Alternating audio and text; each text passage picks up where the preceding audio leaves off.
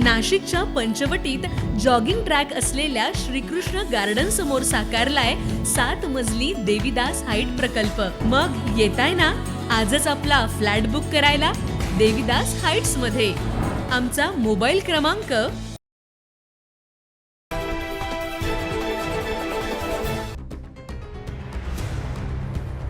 देशभरातील वैद्यकीय शिक्षणासाठी महत्त्वाची मानली जाणारी नीट परीक्षा आता मोठ्या वादाच्या भोवऱ्यात सापडल्याचं पाहायला मिळत आहे। 3 मे रोजी घेण्यात आलेली नीट परीक्षा पेपर फुटीच्या आरोपांमुळे अखेर रद्द करण्यात आली। लाखो विद्यार्थ्यांमध्ये संतापाचं वातावरण आहे। धक्कादायक बाब म्हणजे परीक्षा होण्याच्या तब्बल 42 तास आधीच प्रश्नपत्रिका काही विद्यार्थ्यांपर्यंत पोहोचल्याचा आरोप देखील करण्यात आला। या संपूर्ण प्रकरणाची धागेदोरी आता थेट नाशिकपर्यंत पोहोचल्याची चर्चा रंगली आहे। तपास यंत्रणांनी या प्रकरणाची गंभीर दखल घेत चौकशी सुरू केली। दरम्यान परीक्षा रद्द झाल्यानंतर विद्यार्थ्यांना पुन्हा एकदा परीक्षा द्यावी लागणार आहे। मात्र यासाठी कोणतीही नवीन रजिस्ट्रेशन प्रक्रिया करावी लागणार नाही। आधी भरलेली परीक्षा फी परत दिली जाणार असल्याची माहिती मिळते।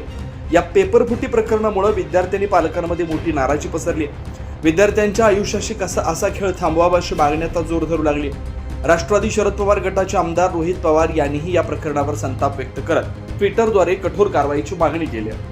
तपास यंत्रणांनी या प्रकरणाची गंभीर दखल घेऊन दोषींवर कठोर कारवाई करावी अशी मागणी केली।